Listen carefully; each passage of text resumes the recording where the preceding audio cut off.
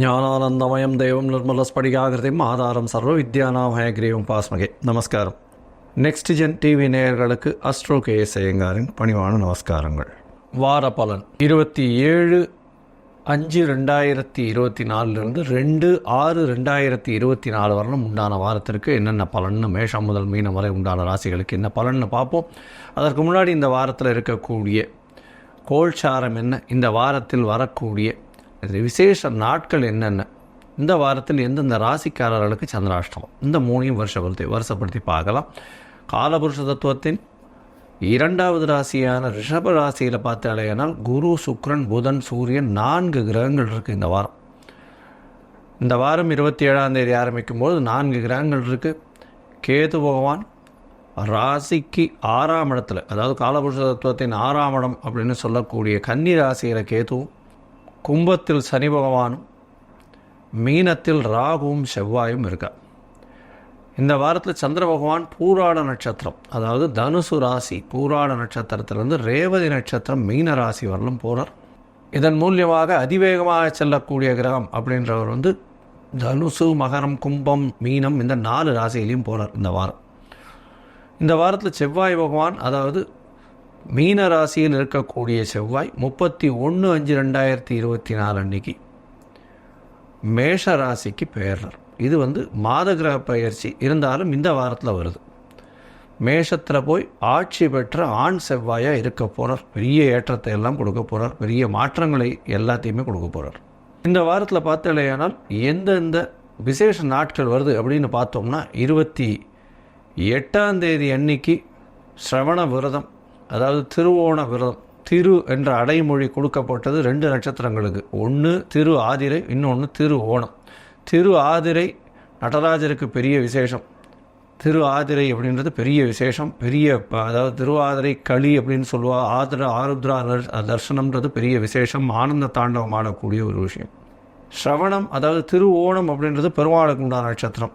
திரு ஓண நட்சத்திரம் அப்படின்றது இதுவும் பெரிய ஏற்றத்தில் இருக்கக்கூடியது. திருவோணத்தில் என்ன விசேஷம் அப்படின்னா, திருவோணம் சனி பகவானுடைய ராசியில் வர்றது பெரிய விசேஷம். ஏன்னா சனி பகவான் துலாத்தில் உச்சம் வர்றார். எந்த ஒரு விஷயத்திற்கும் அதாவது சாராமல் இருக்கக்கூடியவர் சனி பகவான். அதனால தான் அவர் அவருடைய மாற்றங்கள் எல்லாமே ஒரு பெரிய சேஞ்சஸை லைஃப்பில் பண்ணும்.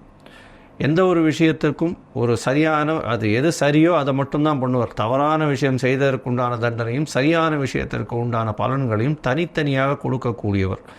இதையும் கம்பைன் பண்ணி இதில் ஒரு 70 மார்க் இருக்குது, அதில் ஒரு 100 மார்க் இருக்குது, 170 மார்க் போட்டுக்கலாம், என்ன பண்ண முடியாது. போய் மிச்சம் 30 மார்க் போடலாம். 100 மார்க் நன்மை பண்ணியிருக்கார் அப்படின்றதெல்லாம் கிடையாது. 70 மார்க்கு நெகட்டிவ் பண்ணியிருந்தீங்களே ஆனால், அதாவது தவறுகள் செய்திருந்தால் அந்த 70க்கு உண்டான தண்டனையும், 100% நீங்கள் நல்லது செஞ்சுருந்தீங்கன்னா அதற்கு உண்டான புண்ணிய கர்மாவுக்கு உண்டானதையும் செய்யக்கூடியவர் சனி. எந்த ஒரு விஷயத்திலும் வேறுபாடுகள் கொடுக்க மாட்டார். அந்த ராசியில் சிரவண நட்சத்திரம், திருவோண நட்சத்திரம் வர்றது பெரிய விசேஷம். இந்த வாரம் பார்த்தலையானால் இந்த சிரவண நட்சத்திரம் திருவோணம் 28ஆம் தேதி சிரவண விரதம் இருப்பாள். அதனால் சிரவண விரதம், அதாவது குழந்தை பிராப்தி இல்லாதவர்கள் சிரவண விரதம் இருக்கிறதும், கடன் அதிகமாக இருக்கிறவர்கள் சிரவண விரதம் இருக்கிறது பெரிய விசேஷம். இதன் மூலியமாக அவர்களுக்கு அடுத்த வருஷத்திலேயே இந்த கடன் தீர்றதும் குழந்தை பிராப்தி ஏற்படுறதும் நிச்சயமாக நடக்கும். உடல் உபாதைகளுக்கும் இந்த சிரவண விரதம் இருப்பாள். அதாவது யாராவது ஒருத்தர் ஒரு சிக்கா படுத்துருக்கா, இந்த மாதிரியான விஷயங்களும்.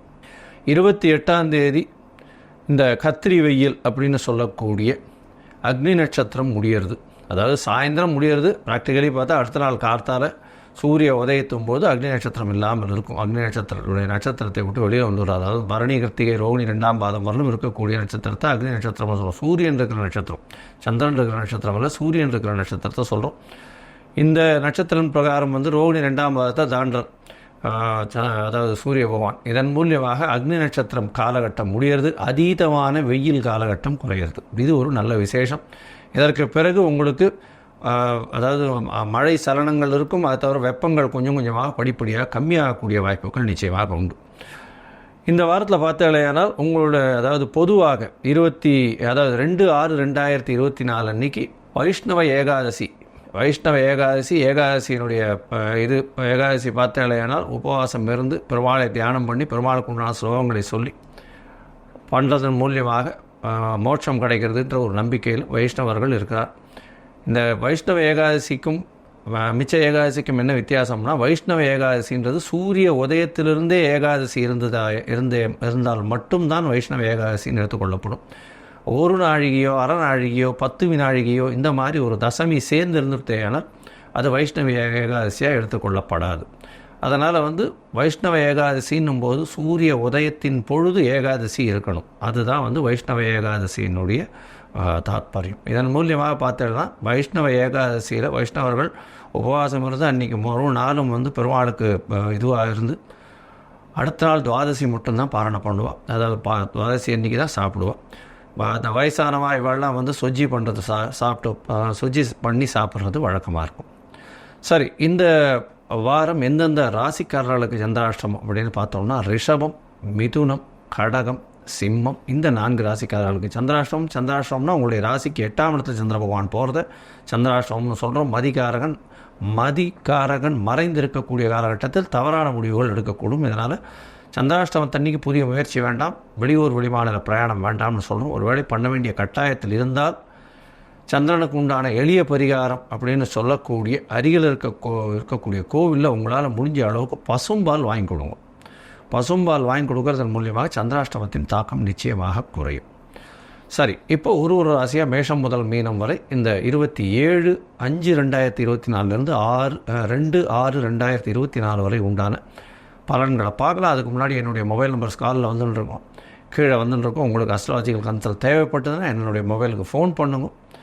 உங்களுடைய date, time, place of birth அனுப்பிச்சாங்கன்னா அதில் சந்தி இருக்கான்றதை பார்த்து, நட்சத்திர சந்தி, பாத சந்தி, லக்ன சந்தி இது எல்லாத்தையும் பார்த்துட்டு உங்களுக்கு உண்டான எளிய பரிகாரம்னா இன்றைய கோச்சார நிலைமை பிரகாரம் எப்படி இருக்குது, உங்களுடைய தசாபுக்தி அந்தரம் சூக்ஷ்மம்லாம் எப்படி இருக்குன்றதை பார்த்துட்டு உங்களுக்கு உண்டான பலன்களை சொல்கிறேன். அதுக்கு உண்டான கட்டணம் என்னன்றதையும் சொல்கிறேன். அந்த கட்டணத்தை செலுத்தினதுக்கப்புறம் உங்களுக்கு அப்பாயின்மெண்ட் தரேன். இப்பொழுது மேஷம் முதல் மீனம் வரை 27/5/2024 2/6/2024 வரை உண்டான பலன்கள் பார்க்கலாம்.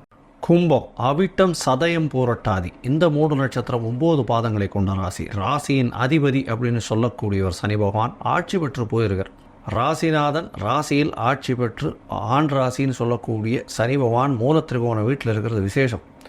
அதாவது சனி பகவான் 7 சனியில் இருக்கார், அவர் ராசியிலேயே இருக்கார். இது எந்த ஒரு ராசிநாதனும் தன்னுடைய ராசிக்கு கெடுதல் பண்ணுவதாக இது ஜோதிட சாஸ்திரத்தில் கிடையாது. என்ன, அவரால் முடிந்ததை செய்ய முடியும், அவ்வளோதானே தவிர மிகப்பெரிய ஏற்றத்தை கொடுக்க முடியாது. அதனால் ராசிநாதன் ராசியில் இருக்கிறதுனால பிரச்சனைகள் இல்லாமல் அவருடைய இதில் இருக்கக்கூடிய வாய்ப்புகள் உண்டு.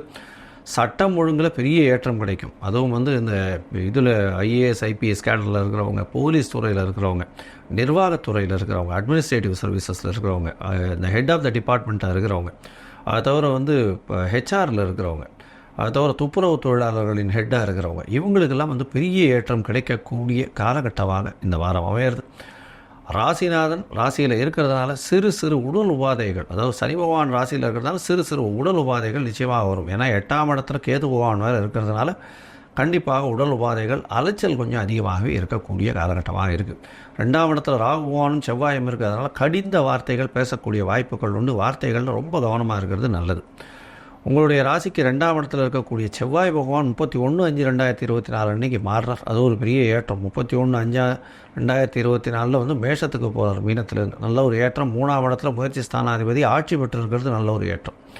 உங்களுடைய ராசிக்கு 4ஆம் இடம் வலுப்பெற்று போகிறது, கேந்திரம் திக்பலம் பெற்று போயிருக்கிறது. 4ஆம் இடத்துல சுக்கிரன் ஆட்சி பெற்று போயிருக்கார், நல்ல ஒரு ஏற்றத்தை கொடுக்கக்கூடிய காலகட்டம். இருந்தாலும் 4ஆம் இடத்துல சூரியன் இருக்கிறதும் நல்ல ஒரு ஏற்றம் கொடுக்கும். அதை தவிர குருவும் புதனும் சேர்ந்து இருக்கக்கூடிய காலகட்டமாக அமையிறது. இந்த வாரத்தில் பார்த்தாலேயானால் 4ஆம் இடம் வலுப்பெற்று போகிறதுனால படிக்கக்கூடிய மாணவ மாணவியர்களுக்கு நல்ல ஒரு ஏற்றம் கிடைக்கக்கூடிய காலகட்டமாக இருக்கும். வெளிநாடு போய் படிக்கக்கூடிய பாக்கியம் நிச்சயமாக உண்டு. போஸ்ட் கிராஜுவேஷன் படிக்கிறதுக்கு பார்த்துட்டேன்னா அங்கே நிச்சயமாக கிடைக்கக்கூடிய சீட் கிடைக்கக்கூடிய பாக்கியம் நிச்சயமாக உண்டு. தொழில் பண்ணுறவா, அதாவது சொந்த தொழில் பண்ணக்கூடியவர்களுக்கு 31ஆம் தேதிக்கு மேலே ஒரு பெரிய ஏற்றம் கிடைக்கக்கூடிய காலகட்டமாக அமைய போகிறது. குருவின் பார்வை 10ஆம் இடத்துல வர்றதும் 3ஆம் இடத்துல செவ்வாய் பகவான் ஆட்சி பெற்று போகிறதும் பெரிய ஏற்றத்தை கொடுக்கக்கூடிய காலகட்டம். ஏன்னா செவ்வாயின் இன்னொரு வீட்டை குருவே பார்க்குறார். 4 கிரகங்கள் பார்க்குறது பெரிய ஏற்றத்தை கொடுக்கக்கூடிய காலகட்டமாக அமையிறது. இந்த வாரம் பார்த்தாலும் உங்களுடைய ராசிக்கு 6ஆம் அதிபதினு சொல்லக்கூடிய சந்திரன், அவர் உங்களுடைய ராசிக்கு 11ஆம் இடத்துல இந்த வாரத்தை ஆரம்பிக்கிறார். 27/5/2024 2/6/2024 வரை உண்டான வாரத்தில் சந்திர பகவான் உங்களுடைய ராசிக்கு 11ஆம் இடத்துல இருக்கிறது. சந்திர பகவான் 27ஆம் தேதி மாலை ஒரு 4:45 மணிக்கு பார்த்தாலேயானால் சந்திர பகவான் மாறுறார். இதன் மூலியமாக பார்த்தாலேயானால் தொழில் ஸ்தானத்தில் பெரிய ஏற்றம் கிடைக்கக்கூடிய காலகட்டம், 11ஆம் இடம் வலுத்து போயிருக்கக்கூடிய காலகட்டமாக அமைகிறது. உங்களுடைய ராசிக்கு 12ஆம் இடத்துல சந்திர பகவான் வரார். 12ஆம் இடத்துல பார்த்தாலேயானால் 27ஆம் தேதி மாலை ஒரு 4:30 மணியிலிருந்து 29ஆம் தேதி இரவு ஒரு 8:30 மணி வரலும் இருக்கக்கூடிய காலகட்டமாக இருக்குது. குரு பகவானால் 12ஆம் இடம் பார்க்கப்படுறதுனால சுபத்துவம் அடைகிறது. சுப செலவுகள் வரக்கூடிய வாய்ப்புகள் நிச்சயமாக உண்டு.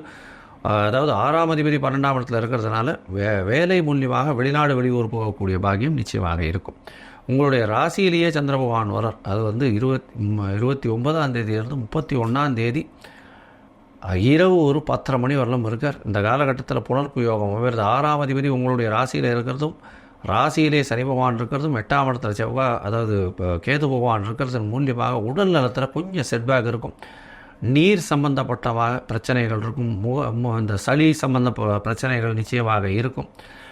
எலும்பு சம்பந்தமான பிரச்சனைகள் இருக்கக்கூடிய வாய்ப்புகள் மிகவும் அதிகம். கிட்னி சம்பந்தமான பிரச்சனைகள் இருக்கக்கூடிய வாய்ப்புகள் நிச்சயமாக இருக்கும். கிட்னி, தோல் இந்த மாதிரியான விஷயங்களில் பிரச்சனைகள் இருக்கக்கூடிய வாய்ப்புகள் உண்டு. உங்களுடைய ராசிக்கு 2ஆம் இடத்துல சந்திர பகவான் போகிறார். 2ஆம் இடம் அப்படின்னு சொல்லக்கூடியது குடும்பம், வாக்கு, தனஸ்தானத்தில் போகிறார். புதிய கடன் வாங்கி குடும்பத்தில் ஒரு பெரிய ஏற்றத்தை பார்ப்பீங்க. கணவன் மனைவிக்குள்ளே ஒரு அந்யோன்யம் இருக்கக்கூடிய காலகட்டம். புதிய கடன் வாங்கக்கூடிய வாய்ப்புகள் நிச்சயமாக இருந்து போட்டித் தேர்வில் வெற்றி பெறக்கூடிய வாய்ப்புகள் நிச்சயமாக இருக்கும். இந்த வாரம் பார்த்தாலேயானால் நல்ல ஒரு ஏற்றமான வாரம் இருந்தாலும் சனி பகவான் இருக்கிறதுனால, 8ஆம் இடத்துல கேது பகவான் இருக்கிறதுனால உடல் நலத்தில் ரொம்பவும் ஜாகிரதையாக இருக்கிறது நல்லது. பணவரவிற்கு பஞ்சம் இருக்காது. தொழில் வேலையில் ஒரு பெரிய ஏற்றம் இருக்கக்கூடிய காலகட்டம். வெளிநாடு போகக்கூடிய பாக்கியம் உண்டு. மொத்தத்தில் இந்த வாரத்தில் பார்த்தீங்கன்னா நீங்கள் வந்து கால பைரவரை போய் சேவிச்சுட்டு வாங்க. நல்ல ஒரு ஏற்றம் கிடைக்கக்கூடிய காலகட்டமாக இருக்கும். அருகில் இருக்கக்கூடிய நவகிரக சன்னதியில் உங்களால் முடிஞ்சது எள் விளக்கு ஒரு 2ஆவது போட்டு வாங்கும் சனிக்கிழமை அன்றைக்கி. நல்ல ஒரு ஏற்றமும் மாற்றமும் இந்த வாரம் நிச்சயமாக வந்து சேரும். லோகா சமஸ்தா சுகினோ பவந்து. நன்றி, நமஸ்காரம்.